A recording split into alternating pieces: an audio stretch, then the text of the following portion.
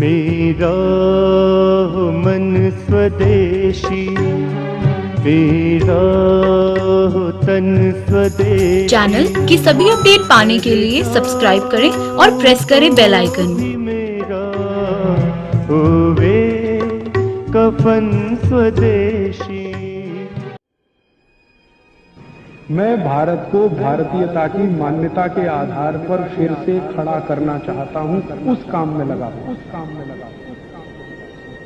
करने के लिए, अपना घरेलू इलाज करने के लिए छोटे छोटे नुस्खे, उसके बारे में आज आपको बताएंगे।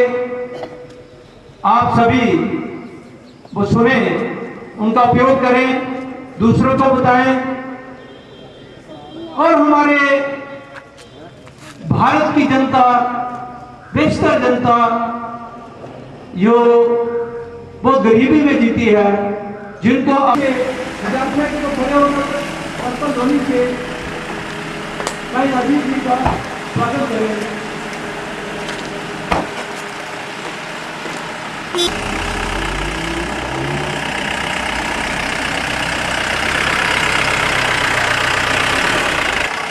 भाई राजीव जी तस्वीर लाए हैं, उसी क्षणों में एक बार आपके सामने भाई राजीव जी होंगे, तो मैं नारा बजाऊंगा, आप जोर से इसका जवाब देंगे। भारत माता की, भारत माता की, भारत माता की, वंदे वंदे वंदे।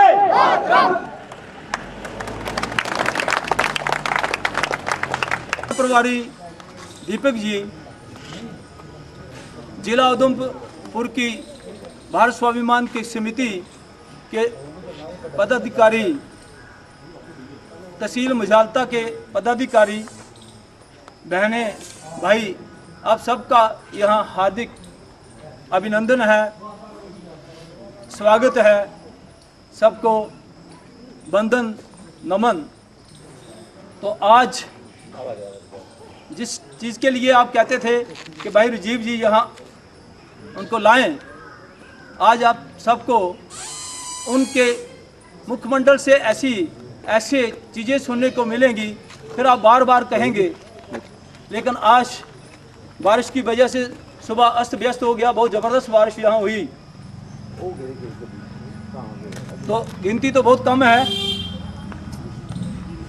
सबसे पहले हम भाई राजीव जी को, महात्मा राम भिक्षु जी को, भाई दीपक जी को और मनवाल की समिति सतपाल जी, मक्खनलाल जी, इनसे रिक्वेस्ट है तो दीप प्रज्वलन करके प्रोग्राम का शुभारंभ करें, तब तक बत्ती भी आ जाएगी। भाई अरविंद जी से भी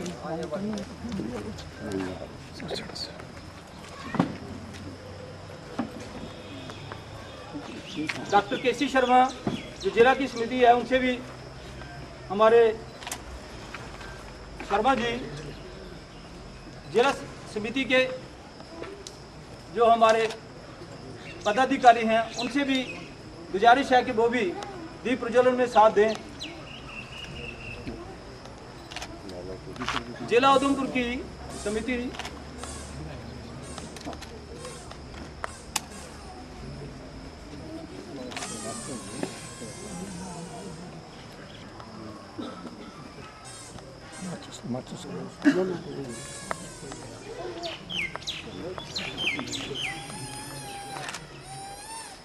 अभी प्रोग्राम को शुरू करने से पहले हम भाई राजीव को इस बरसात के शुभ आगमन पर सभी लोग आगे पौधों का और ज़्यादा इस तरह से पौधे लगाएं और वातावरण को खुशगवार करें, और उनके साथ जिन लोगों ने दीप प्रज्वलन किया है वो भी उनका साथ देने के लिए वहां चलें। ठीक है, लास्ट आखिर में करेंगे। तो अब हम क्योंकि समय काफी निकल गया है, हम भाई राजीव जी से रिक्वेस्ट करते हैं कि वो अपने उद्बोधन से जहां की जनता को अब इत्ताज करें। भाई राजीव जी।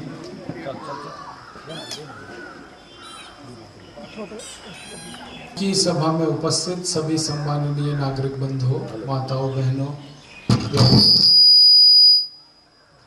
सभी विद्यार्थी मित्रों, मैं आप सबका बहुत आभारी हूं कि आप यहाँ उपस्थित हैं और मुझे आपसे संवाद करने का समय मिलता है।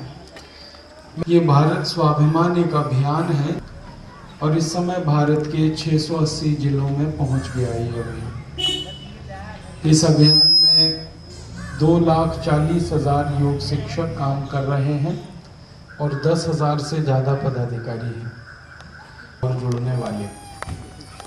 2 साल के बाद हमारे पास 13,40,000 योग शिक्षक हो जाएंगे, तब हम इस अभियान को गांव-गांव में पहुंचा पाएंगे।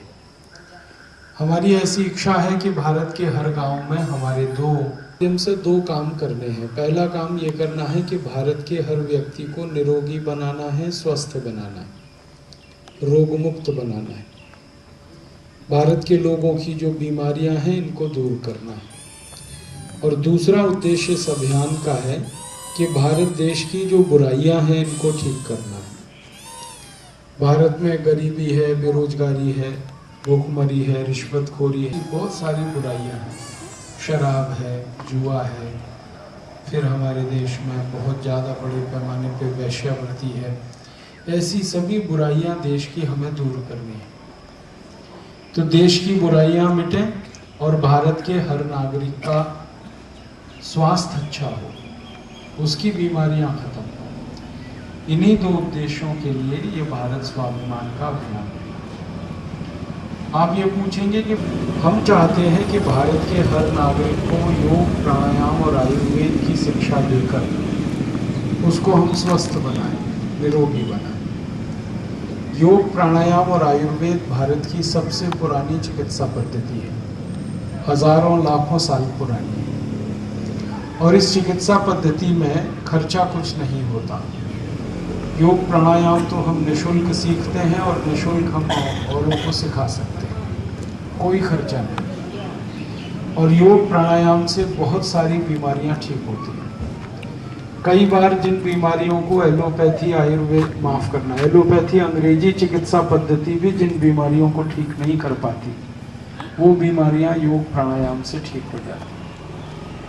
जैसे हाइपरटेंशन, हाई ब्लड प्रेशर, जैसे शुगर, डायबिटीज़, जैसे व्याध, भगंदर, ऐसी बहुत बीमारियां हैं जिनको अंग्रेजी चिकित्सा ठीक नहीं कर पाती। एलोपैथी में वो कभी ठीक नहीं होती। वो बीमारियां भी और इसी की मदद से इन बीमारियों को ठीक करने की कोशिश कर रहे हैं। हमारे भारत में इस समय बीमारियां बहुत बढ़ी हुई हैं लोगों की, और लोगों की बीमारियां इतनी बढ़ गई हैं कि अभी थोड़े दिन पहले हमारे देश के राष्ट्रपति डॉक्टर प्रतिभा देवी सिंह पाटिल ने कहा, 4-5 दिन पहले की बात है, बम्बई में वो एक ये है कि दुनिया के सबसे ज़्यादा बीमार लोग भारत में। हमारी आबादी है इस समय 120 करोड़ और बीमार लोगों की संख्या है 100 करोड़। 5,70,00,000 लोग तो भारत में डायबिटीज़ के बीमार हैं, माने डायबिटीज़ के रोगी हैं। 4,80,00,000 लोग हृदय रोग, हार्ट की डिसीज से जो 12 करोड़ भारतवासियों को आँखों के रोग हैं, कम दिखाई देता है, बिल्कुल नहीं दिखाई देता, आँखों पे चश्मा चढ़ा हुआ है, रात में नहीं दिखता कुछ लोगों को दिन में नहीं दिखता। दमा है, अस्थमा है, ब्रोंकियल अस्थमा है, ट्यूबरकुलोसिस है, छाती के रोग हैं।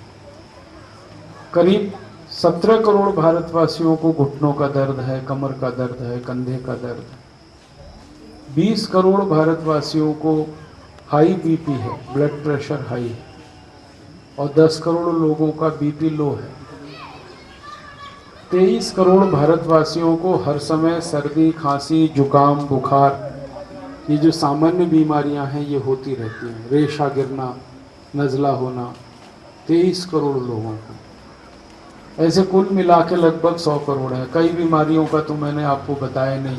जो मानसिक रोग से पीड़ित हैं हमारे देश में, अवसाद से घिरे हुए हैं, डिप्रेशन में हैं, वो 4.5 करोड़ लोग हैं। बहुत खराब हाल है भारत का। हमारे घर में इतनी सारी बीमारियां कहाँ से आ गई, ये गंभीर प्रश्न है। मैंने इस विषय पे थोड़ा अध्ययन किया तो पता चला कि हम थोड़े दिन पहले तक बहुत स्वस्थ थे। जब आज़ाद हुआ था भारत 15 अगस्त 1947 को, तो भारत में सिर्फ 5 करोड़ लोग बीमार थे।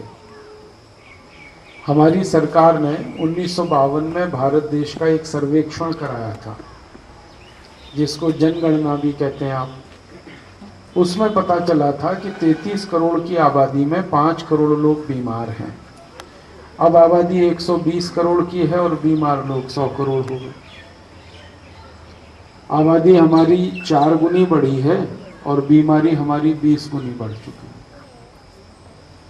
और हैरानी इस बात पे होती है कि भारत आज़ाद हुआ तब बहुत कम डॉक्टर्स थे पूरे देश में, अब डॉक्टर्स बहुत ज़्यादा हैं। पहले भारत में आज़ादी के समय मुश्किल से 5000 डॉक्टर्स थे जो रजिस्टर्ड मेडिकल प्रैक्टिशनर थे। अब डॉक्टर 18 लाख हैं पूरे देश में।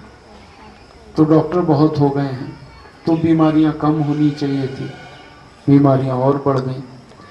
आज़ादी जब आई थी तो सिर्फ 70 दवाएं थीं भारत में जो मिलती थी। अब आज़ादी के बाद 84,000 दवाएं हैं, तो बीमारी तो और कम होनी चाहिए। पहले दवाएं कम थी तो लोग कम बीमार थे, अब दवाएं ज़्यादा हैं तो लोग ज़्यादा बीमार हैं। पहले हॉस्पिटल्स कम थे हमारे यहाँ, प्राइमरी हेल्थ सेंटर तो कहीं नहीं था, कम्युनिटी हेल्थ सेंटर कहीं नहीं था भारत में। कुछ बड़े बड़े शहरों में हॉस्पिटल होते थे, अब हॉस्पिटल हज़ारों की संख्या में है। फिर बीमारी इतनी क्यों होनी चाहिए, इस विषय पर मैंने थोड़ा अभ्यास किया तो पता चला कि ज़्यादातर बीमारियां तो पिछले 50-60 साल में हमारी अपनी गलतियों से आई हैं। हमने अपने जीवन में कुछ ऐसे काम किए हैं जिससे हम बीमार पड़े।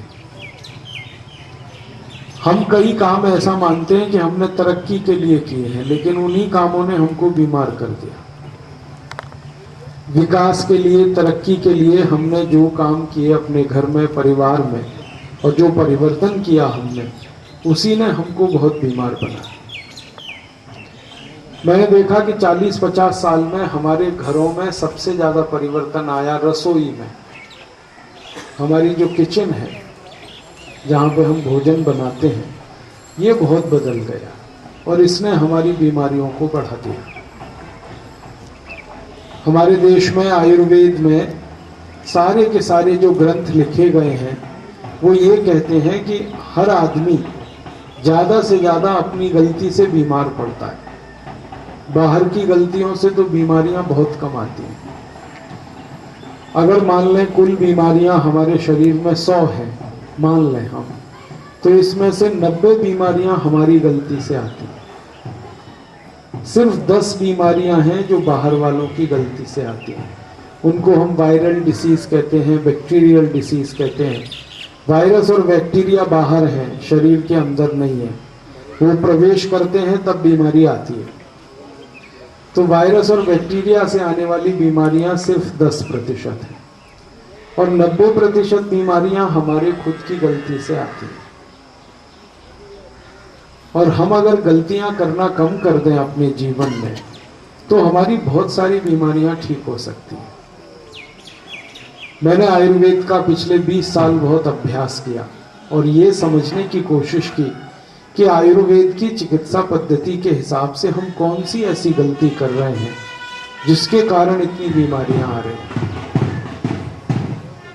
तो मैंने देखा तो हमारे रसोई में हमने कई ऐसी गलतियां कर रखी हैं जिसके कारण हम बीमार हैं। तो मैं आपसे निवेदन ये करने आया हूं कि आप उन गलतियों को ठीक कर लो तो आपकी बीमारियां बहुत कम हो जाएं। नहीं तो बीमारियों का कोई इलाज नहीं है।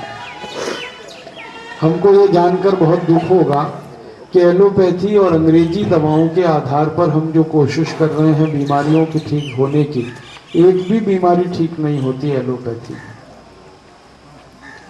एलोपैथी चिकित्सा एक तो ज्यादा पुरानी नहीं है, मात्र 250 साल पुरानी है। और इस 250 साल पुरानी चिकित्सा पद्धति में अभी पूरा रिसर्च नहीं हो पाया, पूरी शोध नहीं हो पाई, क्योंकि चिकित्सा में शोध करने के लिए हजारों साल खर्च होते हैं। तो एलोपैथी चिकित्सा में जो दवाएं बनती हैं ना, वो ट्रायल एंड एरर मेथड पे बनती है। ये ट्रायल एंड एरर मेथड क्या होता है? दवा दे के देखो, गलती करो, फिर सीखो, फिर दवा दे के देखो, फिर गलती करो, फिर सीखो, फिर दवा दे के देखो, फिर गलती करो, फिर सीखो। माने ये तीर और तुक्के वाली कहानी है, लग गया तो तीर, नहीं तो तुक्का। सारी एलोपैथी की चिकित्सा इसी पे निर्भर है। ये गोली दे के देखो, ठीक हुआ तो अच्छा, नहीं तो ये दे के देखो। इंसान के बनाए हुए रसायन सभी गड़बड़, क्योंकि इंसान ही गड़बड़ है। इंसान जब काम करता है किसी प्रयोगशाला में, तो उसके काम करने के पीछे की प्रेरणा क्या है, इस पे निर्भर करेगा कि दवा क्या बनने वाली है।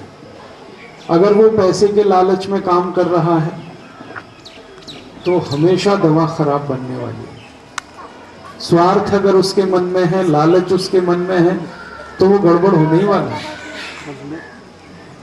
इसलिए कहा जाता है कि जो भगवान ने बना दी हैं दवाएं, वो एकदम परफेक्ट हैं, क्योंकि ईश्वर को किसी चीज का लालच नहीं, न पैसे का, न नाम का, न यश का, न कीर्ति का। ईश्वर के बनाए हुए जो केमिकल हैं, जिनके आधार पर हम दवाएं आयुर्वेद में खाते हैं, वो ज्यादा परफेक्ट हैं, ज्यादा अच्छे।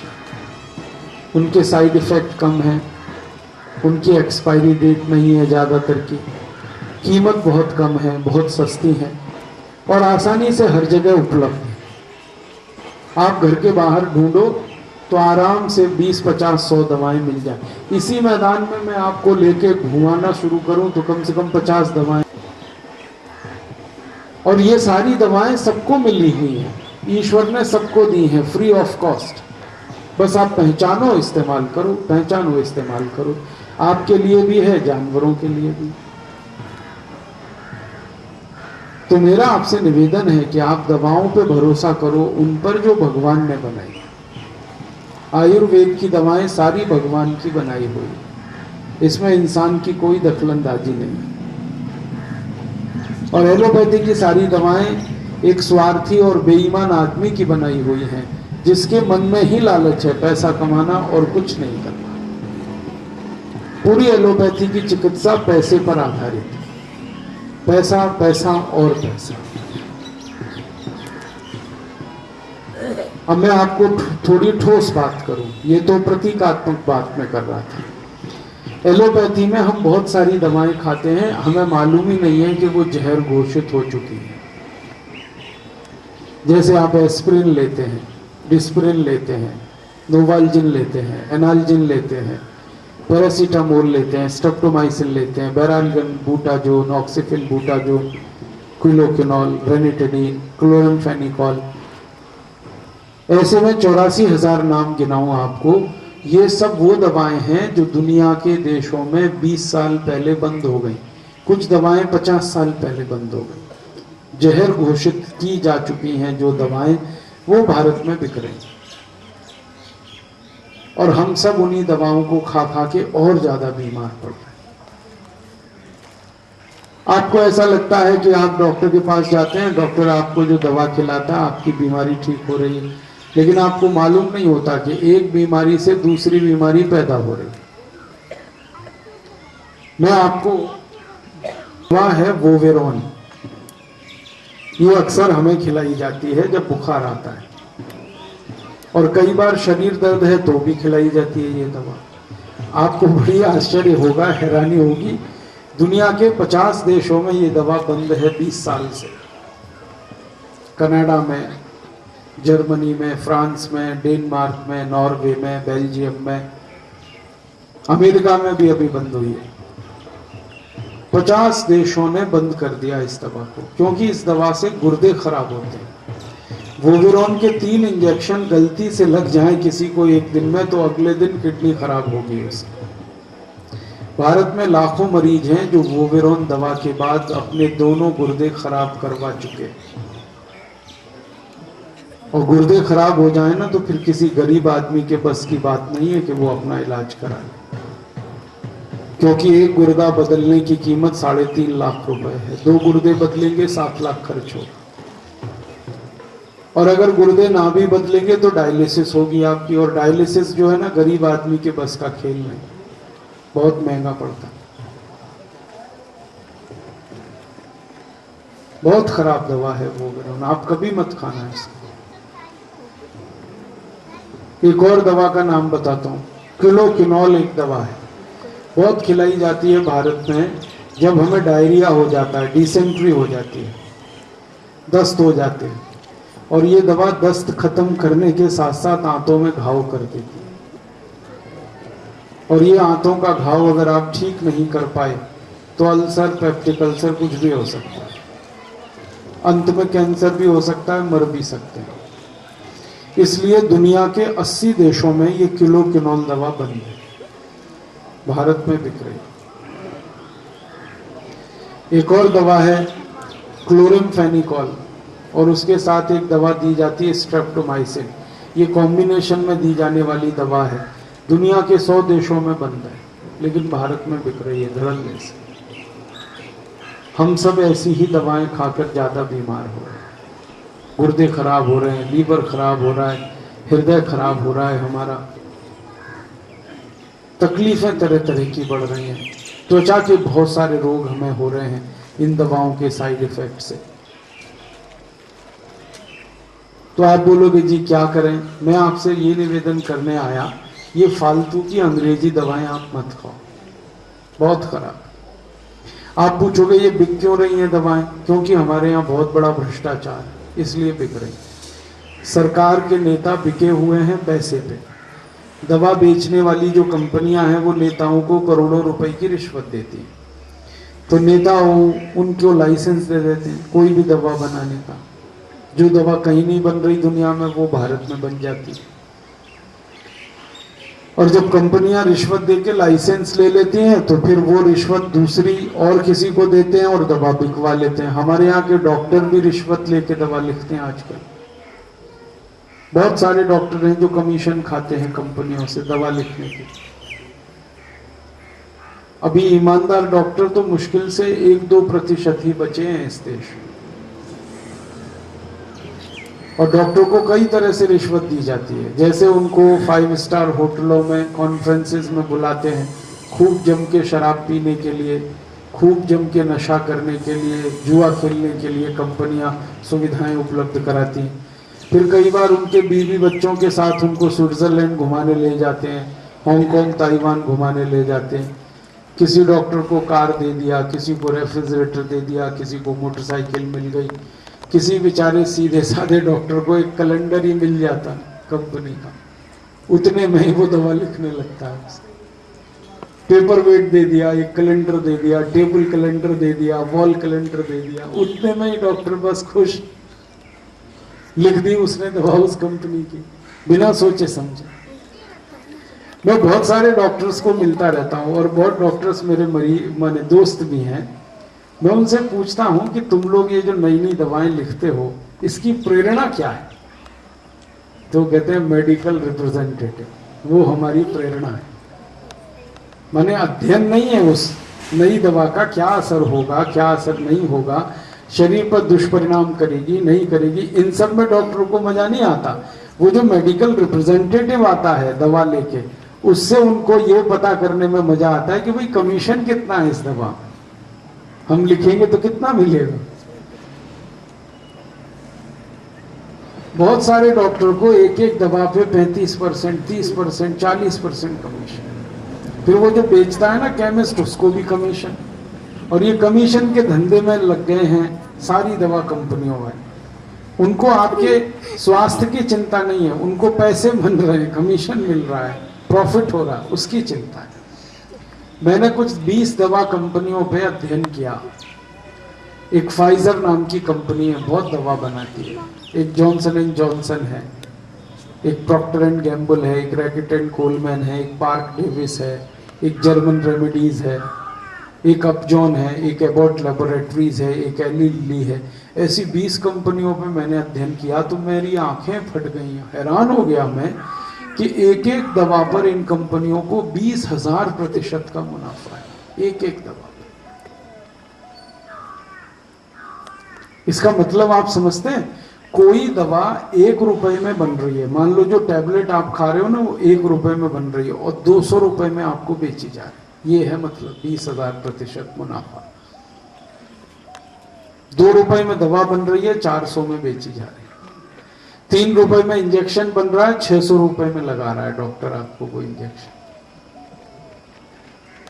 ये जो बोतल चढ़वाते हैं ना आप ग्लूकोज की, ये 3 रुपए 80 पैसे की बनती है। आपसे कितना लेता है डॉक्टर?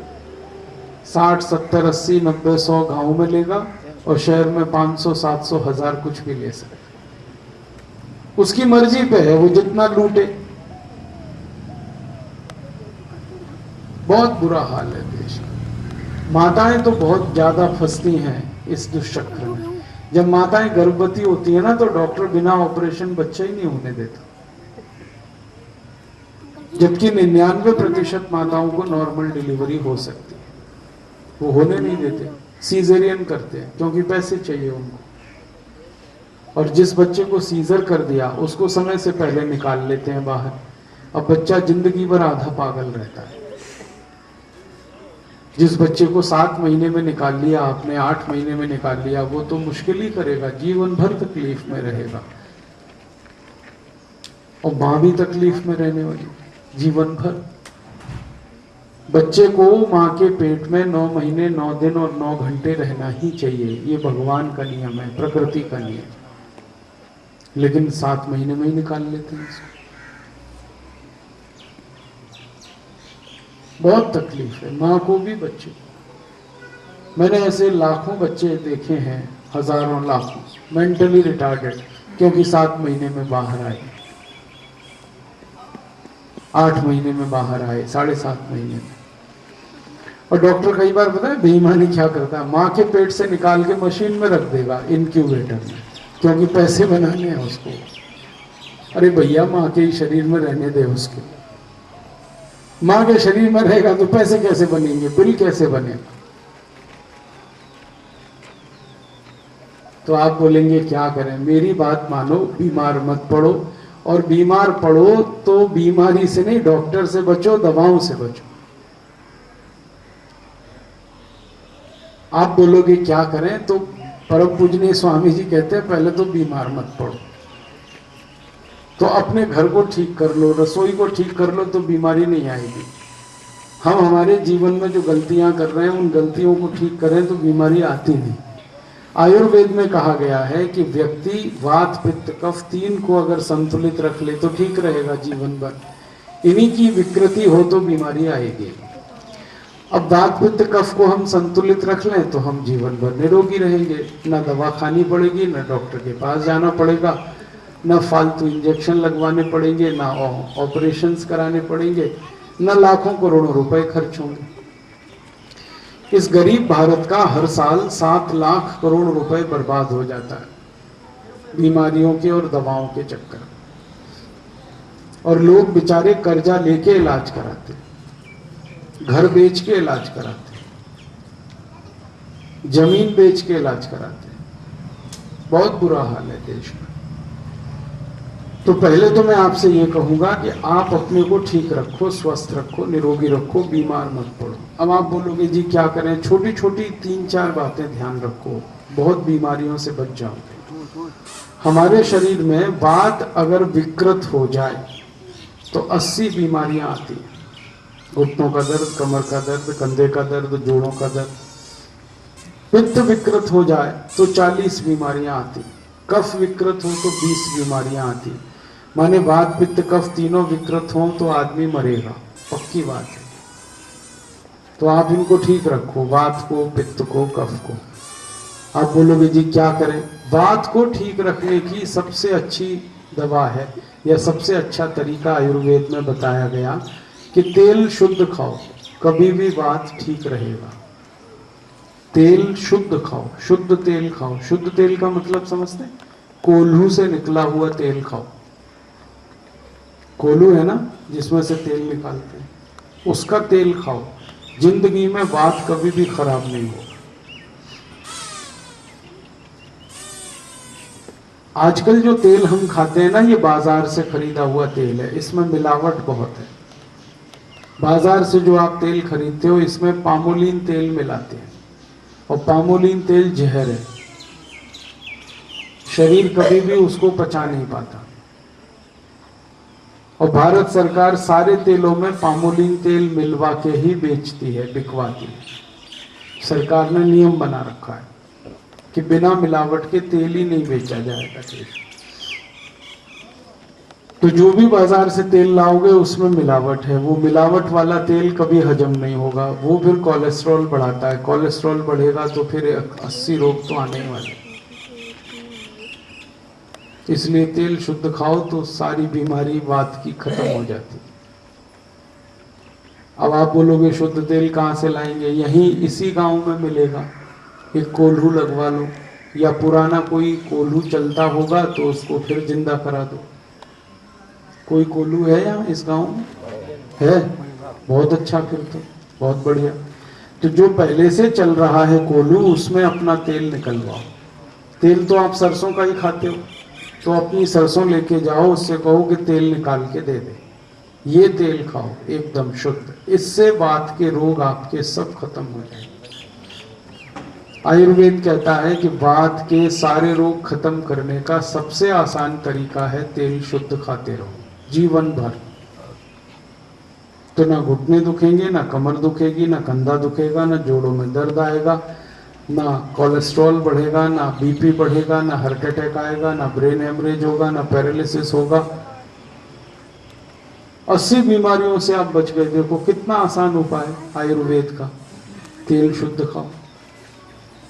आज से ही आप ऐसी व्यवस्था करो कि शुद्ध तेल अपना कोल्हू का निकलवा के लाओ। दूसरा आयुर्वेद का नियम है कि घी गाय का खाओ, माने गाय का दूध, देशी गाय का दूध, उसका बना के दही, दही को बना के मक्खन, और उस मक्खन को करके गरम। ये जो घी बना ये शुद्ध खाते रहो तो पित्त का कभी भी कोई रोग नहीं आता। Acidity, hyper acidity, ulcer, peptic ulcer, पेट में तेजाब बनना, जलन होना, यूरिक एसिड बढ़ना, ये सब पित्त के बीमारियां हैं। ये सब खत्म हो जाती हैं अगर आप घी शुद्ध खाते रहो। देशी गाय का घी। डालडा मत खाना कभी, सबसे खतरनाक है डालडा। ये भारत में जब से डालडा आया तभी से बीमारियां घुस गई घर घर। 20-25 साल पहले कोई डालडा नहीं खाता था क्योंकि बनता ही नहीं था। ये सरकार ने तरक्की और विकास के नाम पर डालडा बनवाना शुरू किया, और हम भी मूर्ख लोग फंस गए उस डालडा के चक्कर में। अब डालडा की पूड़ी खाते हैं, डालडा की कचौड़ी खाते हैं, डालडा की मिठाई खाते हैं, डालडा की नमकीन। पूड़ी कचौड़ी बनानी है तो भी डालडा में मत बनाओ, तेल में बनाओ। तिल का तेल होता है ना, उसमें पूड़ी बहुत अच्छी बनती है। तिल के तेल में आप बोलोगे जी देशी घी बड़ा महंगा है। मैंने बहुत इसका हिसाब निकाला है। डालडा और देशी घी बराबर ही है। कैसे बराबर है? डालडा में पूड़ी बनाओ, कचौड़ी बनाओ तो बहुत खर्चा होता है घी का, और देशी घी में बनाओ उसके आधे में ही बन जाती है। और डालडा 120 रुपए किलो, देशी घी 250 रुपए किलो, कोई बहुत अंतर नहीं है। तो देशी घी में बनाओ। और जो आपके पास कैपेसिटी नहीं 250 रुपए किलो घी लाने की, तो मैं तो कह रहा हूँ 80 रुपए किलो का तिल का तेल आता है, उसमें बनाओ पूड़ी कचौड़ी, बहुत अच्छी बनती। तिल के तेल की पूड़ी पूरे समय नरम रहती, कभी भी वो कड़क नहीं होती। 2 दिन भी रखो तो नरम रहती। और तिल का तेल शुद्ध निकलवाओ, ऐसे ही जैसे सरसों का निकलता है कोल्हू में, उसमें पराठा बनाओ, पूड़ी बनाओ, कचौड़ी बनाओ। और नहीं तो देशी घी खाओ, तो पित्त के सारे रोग आपके अपने आप ठीक होते रहेंगे। तेजाब नहीं बनेगा, एसिडिटी नहीं होगी, हाइपर एसिडिटी नहीं होगी, अल्सर नहीं होगा, यूरिक एसिड नहीं बढ़ेगा, पेट में जलन नहीं होगी, छाती में जलन नहीं होगी, गले में जलन नहीं होगी, बहुत बीमारियों से बचोगे। तो 2 उपाय मैंने बताए, एक तो शुद्ध तेल कोल्हू से निकाला हुआ और दूसरा शुद्ध घी। गाय का हो तो बहुत अच्छा, नहीं तो भैंस का। तीसरा नियम है चीनी मत खाओ, तो कफ का कभी भी रोग नहीं आएगा। कफ के रोग आप जानते हैं क्या है? एक तो मोटापा, ये जो आजकल मोटापा बढ़ रहा है हमारे देश में, ये कफ की विकृति का रोग है। रेशा गिरता है नाक से, सर्दी होती है, जुकाम होता है, खांसी होती है, बलगम बनता है। अगर आप चीनी खाना छोड़ दो, गुड़ खाओ, गुड़ तो आपके यहाँ मिलता है ना, तो गुड़ खाया करो, चीनी बंद कर दो। चीनी छोड़ते ही कफ ठीक होता है, घासलेट और डालडा छोड़ते ही पित्त ठीक होता है, और रिफाइंड ऑयल तीनों हो गया संतुलित, अब बीमारी नहीं आएगी आप। और अगर आ गई है तो ऐसे ही ठीक हो जाएगी, करके देखो। मैंने सैकड़ों मरीजों पे ये एक्सपेरिमेंट किए, तब मैं आपको बता रहा हूं। वात के मरीजों को मैं कोई दवा नहीं देता, मैं होम्योपैथी की प्रैक्टिस करता हूं। तो बहुत मरीज आते हैं मेरे पास, वो कहते हैं जी वात है, माने घुटनों का दर्द, कमर का दर्द, तो मैं उनको खाली गोलियां दे देता हूं। आप जानते हैं होम्योपैथी में सफेद सफेद मीठी मीठी गोलियां आती, उसमें दवा नहीं डालता, ऐसे ही दे देता हूं, लो खाओ दवा। तो मरीज को लगता है मैं दवा खा रहा, वास्तव में वो दवा होती नहीं, वो तो मीठी गोली है। फिर मैं उसको कहता हूं कि कुछ पथ्य है, और वो पथ्य मेरी असली दवा है।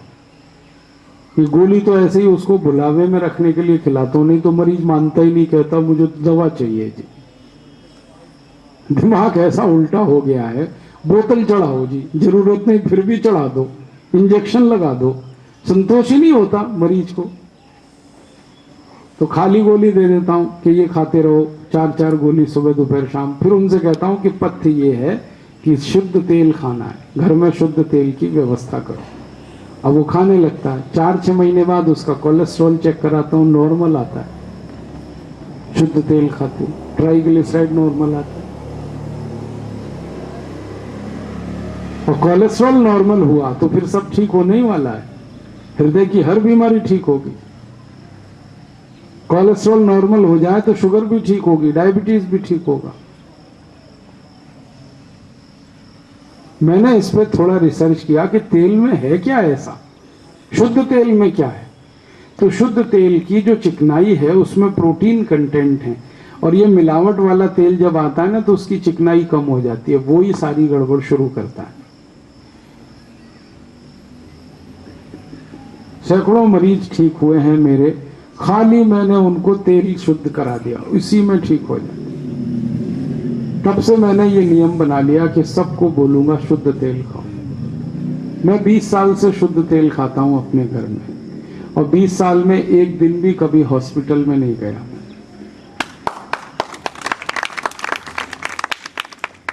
आप भी खाओगे तो आप भी ठीक रहोगे। माताओं को बड़ी गलतफहमी है कि तेल शुद्ध है ना तो चिकनाई ज्यादा है, चिकनाई वाला ही तेल होता है, बिना चिकनाई का तो पानी है, तो तेल कहाँ है। और चिकनाई जो है ना वो सब प्रोटीन है, वो कोई फैट नहीं है, प्रोटीन है वो तेल का, वो बहुत जरूरी है शरीर। वो चिकनाई नहीं होगी तो घुटने नहीं चलेंगे, गर्दन ऐसे भी नहीं होगी, उंगलियां ऐसे नहीं चलेंगी, चिकनाई तो चाहिए। आपके शरीर से सारी चिकनाई अगर निकाल दें ना तो आपका शरीर चूसे हुए आम के जैसा हो जाएगा। चिकनाई तो चाहिए। आपकी आंखों में ये जो चमक होती है, चेहरे पे जो चमक होती है, चेहरा लाल सुर्ख रहता है, ये सब चिकनाई का प्रताप है। आप सुंदर दिखते हैं, ये सब चिकनाई के कारण है। चिकनाई तो चाहिए। कौन सी चिकनाई चाहिए? डालडा वाली, रिफाइंड ऑयल वाली नहीं चाहिए। तो अच्छा शुद्ध तेल खाते रहो, बहुत अच्छा है। शुद्ध घी खाते रहो, गुड़ का दूध पियो, गुड़ से लस्सी पियो, गुड़ में दही, दही गुड़ के साथ खाओ तो कफ ठीक हो जाए। बस इतना ही निवेदन है कि जब आप गुड़ खरीदना तो सफेद रंग का मत खरीदना। ये जो सफेद सफेद गुड़ आ रहा है ना, ये सब निरमा वॉशिंग पाउडर से बनता है, बहुत खराब है। तो गुड़ कौन सा लेना? लाल लाल लेना, जो लाल रंग का है, जो गहरे काले रंग का है। देखने में जो गुड़ खराब लगता है ना, खाने में अच्छा है, वो गुड़ ले। और एक गुड़ की शक्कर भी आती है, देखिए आपने गुड़ शक्कर, वो बहुत अच्छी है। मिश्री खा लो, मिश्री आती है, धागे वाली मिश्री आती है ना, वो भी अच्छी है। चीनी बंद कर दो, चीनी बंद करते ही सबका मोटापा खत्म हो जाएगा। आप करके देखो। बहुत लोग हैं योग प्राणायाम करते हैं और कहते हैं जी वजन कम नहीं हो रहा हमारा। कहते हैं 4 साल हो गया, 5 साल हो गया प्राणायाम कर रहे हैं, वजन कम नहीं हो रहा। मैं कहता हूं चीनी छोड़ी कि नहीं? उन्होंने कहा चीनी तो खा रहा है। मैंने कहा फिर तो नहीं होगा। चीनी छोड़ोगे तभी वजन कम होगा। योग प्राणायाम करके आप थोड़ा वजन कम करते हो, फिर चीनी खा के उतना ही बढ़ जाता है, तो वैसे का वैसे ही चलता रहता है खेल।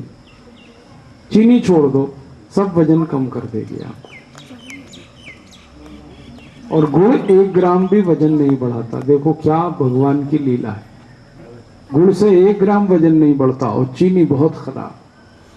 मैं गुड़ और चीनी का अंतर बताना चाहता हूं आपको, सरल भाषा में, सरल तरीके से आपके समझ में आए। आप खाना खाओ और पीछे से थोड़ा गुड़ खाओ, तो आपने जितना खाना खाया, ये गुड़ आपके खाने को 4 घंटे में हजम कर देगा। थोड़ा सा गुड़, लेकिन गुड़ खा लो तो 2 घंटे पहले ही हजम हो जाता है। गुड़ इतने अच्छे से खाने को पचाता है। अब इसका उल्टा है, आप खाना खाओ और 1 चम्मच चीनी खा लो, तो ये 1 चम्मच चीनी पूरे खाने को 8 घंटे हजम नहीं होने देगी।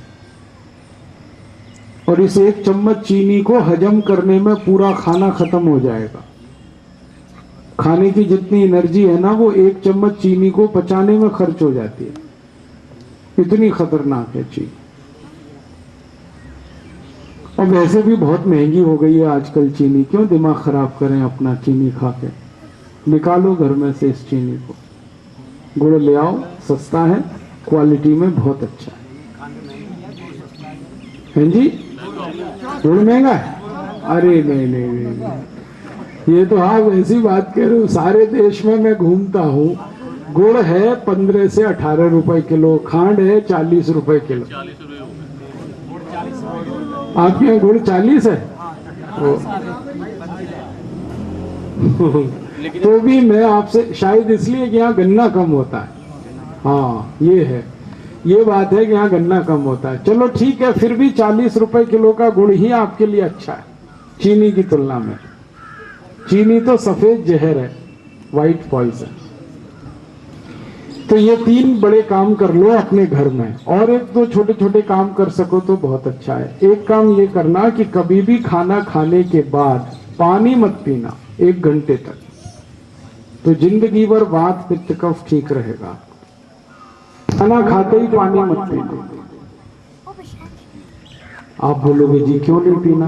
इसलिए नहीं पीना कि जब आप खाना खाते हो ना, तो पेट में खाना सब इकट्ठा हुआ, तो पेट में आग जलती है खाने को पचाने के लिए। उसको कहते हैं जठर अग्नि, जठराग्नि। ये पेट में है, अग्नि है, आग है, खाना खाते ही जल जाती है। अब जब खाना खा लिया, आग जल गई, उसी समय आप गटागट पानी पीते हो, तो आग सब शांत हो जाती है। फिर खाना हजम नहीं होता, फिर खाना पड़ा पड़ा सड़ता है, उसमें से विष पैदा होता है, और उस विष में से 103 बीमारियां आती हैं। इसलिए खाने के बाद पानी मत पीना कभी, 1 घंटे बाद पीना। तो आप बोलोगे प्यास लगे तो क्या पीना? अगर खाने के बाद प्यास लगे तो लस्सी पियो, या खाने के बाद प्यास लगे तो दूध पियो, पानी 1 घंटे बाद। दोपहर को खाना खाया, प्यास लगी तो लस्सी पी लो, शाम को खाना खाया, प्यास लगी तो दूध पी लो, पानी 1 घंटे बाद ही पी लो। इस नियम से जिंदगी भर वात पित्त कफ आपका संतुलित रहेगा, क्योंकि जो खाया है वो ठीक से हजम होगा, और जो खाया हुआ ठीक से हजम हो तो फिर उसी में से रक्त बनेगा, मांस बनेगा, मज्जा बनेगी, वीर्य बनेगा, शुक्र बनेगा, सब कुछ उसी में से बनने वाला है जो खाया हुआ है, अगर वो ठीक से हजम होता है तो। और अगर हजम नहीं होगा खाया हुआ ठीक से तो विष बनेगा और फिर दुनिया भर के रोग आने वाले। इसलिए खाने के 1 घंटे बाद पानी पियो। पानी हमेशा घूट घूट करके पिया करो। 1 घूट पानी पिया, थोड़ी देर रुके, फिर 1 घूट पिया, फिर थोड़ी देर रुके, फिर 1 घूट पिया, फिर थोड़ी देर रुके। ऐसे पानी पीने की आदत डालो। ये गटागट पानी पीना ठीक नहीं है। आप बोलोगे क्या नुकसान है? जब हम गटागट पानी पीते हैं ना तो सारा पानी बहुत जल्दी नीचे उतरता है, तो मुंह की जो लार है उसको पानी से मिलकर अंदर जाने का समय नहीं मिलता। और ये मुंह की लार ही है जो तेजाब को शांत करती है पेट के। और घूट घूट पानी पियो तो मुंह की लार पानी के साथ अच्छे से मिलकर अंदर जाती है और लार तेजाब को शांत करती है। और जिनके पेट का तेजाब शांत होता है उनकी जिंदगी में कभी रोग नहीं आते। तो आप जिंदगी भर निरोगी रहोगे, पानी घूट घूट पियो। आपने देखा है सारे पशु पक्षी इस नियम का पालन करते हैं, पानी घूट घूट पीने का। कुत्ते को देखो पानी चाट के पीता है, चिड़िया को देखो 1-1 घूंट पानी पीते हैं। 1 बूंद पानी का लेगी, फिर चोंच चलाएगी, फिर पिएगी, फिर 1 बूंद लेगी, फिर चोंच चलाएगी। गाय को देखो, बैल को देखो, बकरी को देखो, सब घूंट भर के पानी पीते हैं। मनुष्य है जो घटाघट पानी पीता है। मैंने आज तक किसी चिड़िया को ओवरवेट नहीं देखा, किसी पक्षी की तोंद बाहर नहीं निकलती, पेट नहीं निकलता। ये सारी खुराफात आदमी के ही साथ। ये मनुष्य सोचता तो है कि मैं बहुत होशियार हूं, लेकिन है मूर्ख। होशियार तो पशु पक्षी जो इस नियम का पालन करते हैं। आप पशु पक्षियों को देखो, खाने के साथ कभी पानी नहीं पीते, पिला के देखो। गाय खाना खाएगी, उसके सामने पानी रख देना, वो देखेगी भी नहीं पानी। खूब अच्छे से खाना खाएगी, 2-3 घंटे बैठकर जुगाली करेगी, फिर पानी पिएगी। भैंस को देख लो, कुत्ते के हाथ में क्या तकलीफ है। ये 2 नियम कोई भी पालन करे, खाने के 1 घंटे बाद पानी और पानी घूट घूट, जिंदगी भर निरोगी रहेगा, कभी कोई तकलीफ नहीं। और एक तीसरा नियम है, सवेरे जब आप सोकर उठो तो सबसे पहले पानी पिया करो। दांत नहीं साफ करना, कुल्ला नहीं करना, मंजन नहीं करना, पहले पानी पीना। उठते ही पानी पीना, बासी मुंह पानी पीना। क्यों? रात भर की जो लार मुंह में जमा है ना, उठते ही पानी पियोगे सब अंदर जाएगी। और सवेरे तेजाब बहुत बनता है पेट में, तो लार पेट में गई तो तेजाब शांत हुआ। और एक फायदा है, सुबह उठते ही पानी पियो तो पेट बहुत साफ होता है, सारा मल कचरा बाहर निकल जाता है। और जिनका सवेरे एक बार पेट साफ हो जाए ना, जिंदगी भर वो निरोगी रहते हैं। और एक आखिरी नियम याद रखना, ठंडा पानी कभी मत पीना। फ्रिज का पानी, बर्फ डाला हुआ पानी, ये जहर है, कभी मत पीना। ये ठंडा पानी पीते ही पता बहुत बड़ी तकलीफ होती है पेट में। क्या होता है, पेट तो गर्म है, पानी ठंडा है, तो गर्म पेट में आपने ठंडा पानी डाल दिया, अब पेट इस पानी को गर्म करता है, नहीं तो पानी पेट को ठंडा कर देगा। और पेट ठंडा हुआ तो हृदय ठंडा, हृदय ठंडा मस्तिष्क ठंडा, मस्तिष्क ठंडा आप भी ठंडे, आप ठंडे तो राम नाम सत्य। जैसे ही आप ठंडे होंगे ना, घर से निकाल के बाहर रख देंगे सड़क पे, आपको घर में नहीं रहने देंगे। जो घर आपने बनाया लाखों करोड़ों का, उसमें ही नहीं रहने देते, आप निकाल के बाहर कर देते। और जब तक शरीर गर्म होता है ना, लिपट चिपट के रोते हैं, और जैसे ही शरीर ठंडा हुआ दूर से ही प्रणाम करते हैं, छूते भी नहीं फिर उस शरीर। आप देख लो, ठंडे शरीर की इज्जत नहीं है। शरीर ठंडा होते ही बेइज्जती शुरू हो जाती है, और फिर चिल्लाना और शुरू करते हैं, जल्दी लेके जाओ, जल्दी लेके जाओ, जल्दी लेके जाओ, पता नहीं क्या आफत आ रही है। अरे रहने दो भाई 2-4 दिन उसको घर में, उसी का घर है, उसी ने बनाया था, लेकिन 24 घंटे भी नहीं रहने देते घर में। तो आप सोचो, ठंडे शरीर की इज्जत नहीं तो पानी क्यों पी रहे हो ठंडा? मत पियो। बाद में पता है क्या होता है, जब हम पानी पीते हैं बहुत ठंडा, पेट तो गर्म है, पेट पानी को गर्म करता है। अब पेट पानी को गर्म करेगा तो पेट को एनर्जी चाहिए, ऊर्जा चाहिए गर्म करने के लिए। तो सारे शरीर में जो खून है ना, वो पानी को गर्म करने के लिए पेट में आता है, क्योंकि खून ही गर्म है और तो कुछ है नहीं गर्म शरीर में। तो खून गर्म करेगा पानी को, तो सारा खून पेट में आएगा। तो खून की कमी मस्तिष्क को हो सकती है, हृदय को हो सकती है, उसी में चला जाएगा आदमी। मत पीना ठंडा। मैंने देखा ठंडा पानी पीने वाले लोगों को, अमेरिका में बहुत लोग ठंडा पानी पीते हैं। मैं पहली बार जब अमेरिका गया तो मैंने देखा वहाँ के लोग चिल्ड वाटर पीते हैं, पानी को फ्रिज में रखते हैं, 4-5 दिन ठंडा होता है, फिर उसमें बर्फ डालते हैं, फिर पीते हैं, ऐसे ठंडा पानी पीते हैं। फिर मैं देखता था उनको कि इनकी तकलीफ क्या है, इतना ठंडा पानी पी रहे हैं, इनको कुछ प्रॉब्लम है। तो उनकी प्रॉब्लम एक दिन मेरे पकड़ में आई। सारे अमरीकी टॉयलेट में 1-1 घंटे बैठते हैं संडास कर, कोई 1 घंटा बैठेगा, कोई 1.5 घंटा बैठेगा, कोई 2 घंटे बैठता है। फिर मैं पूछता था उनको कि तुम करते क्या हो टॉयलेट में 1-1 घंटे 1.5 घंटे? वो कहते हैं हम न्यूज़पेपर पढ़ते हैं, मैगजीन पढ़ते हैं। क्यों भाई? कहते हैं टट्टी नहीं आती, इंतजार करना पड़ता है, इसलिए न्यूज़पेपर पढ़ते हैं। क्यों नहीं आती टट्टी? मैंने उन पर बहुत रिसर्च किया, इनका चक्कर क्या है।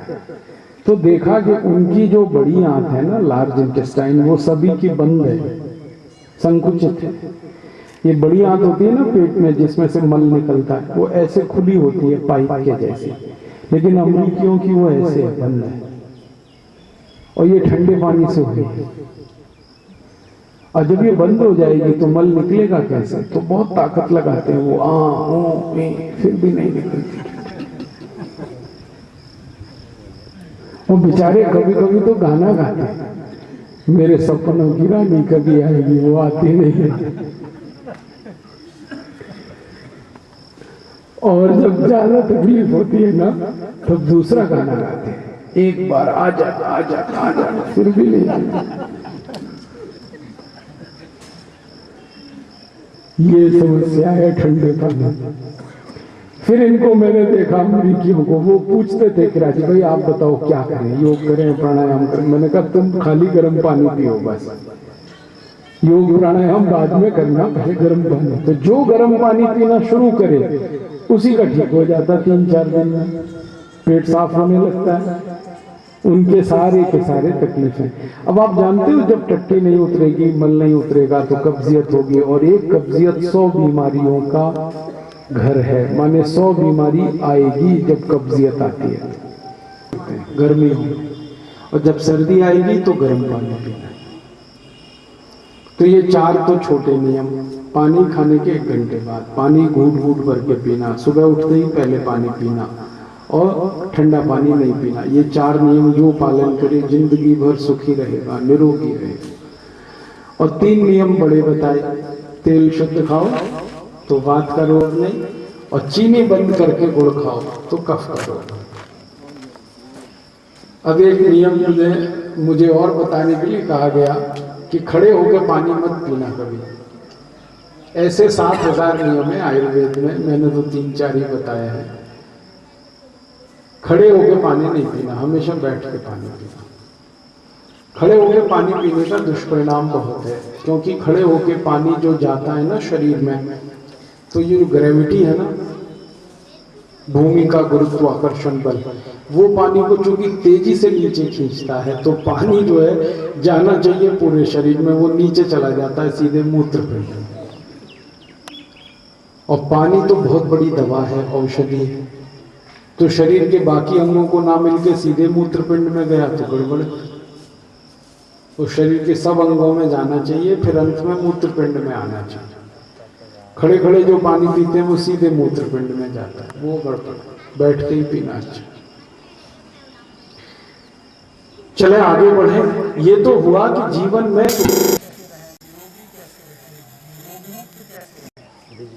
सबसे आसान तरीका। लेकिन कभी कभी कोई बीमारी आ जाए तो क्या करें?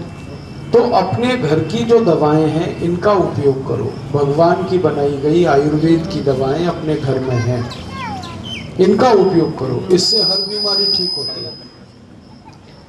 आपको हैरानी होगी जान के कि आपके घर में कम से कम 108 दवाएं हैं। जीरा है, धनिया है, हल्दी है, तेज पत्ता है, दालचीनी है, काला नमक है, सेंधा नमक है, देशी गाय का घी है, दही है, छाछ है, मक्खन है, मिश्री है, गुड़ है, सूंठ है, अदरक है, काली मिर्च है। ऐसी 108 दवाएं सब घर में हैं। इन दवाओं से हर बीमारी ठीक होती है, बस पता नहीं हमें। शरीर के सब अंगों में जाना चाहिए, फिर अंत में मूत्रपिंड में आना चाहिए। खड़े खड़े जो पानी पीते हैं वो सीधे मूत्रपिंड में जाता है, वो गड़बड़, बैठ के ही पीना चाहिए। चले आगे बढ़े।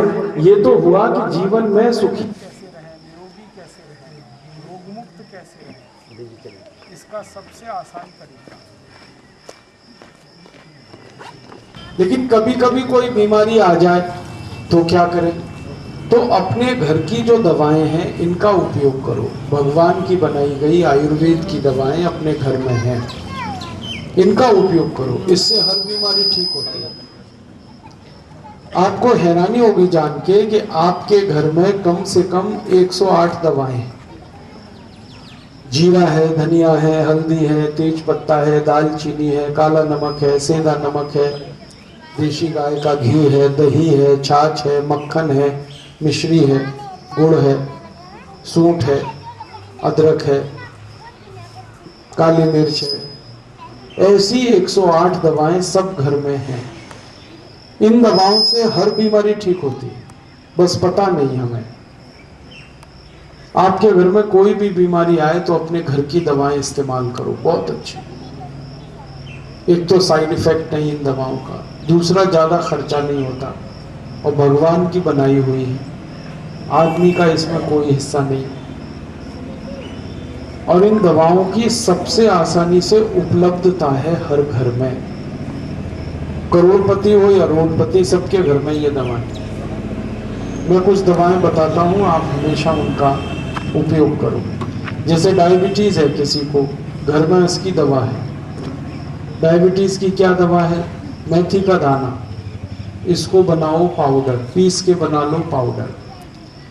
फिर है जामुन की गुठली, जामुन का फल है, जामुन तो खा लो, गुठली को सुखा लो धूप में और उसको पीस के पाउडर बना लो।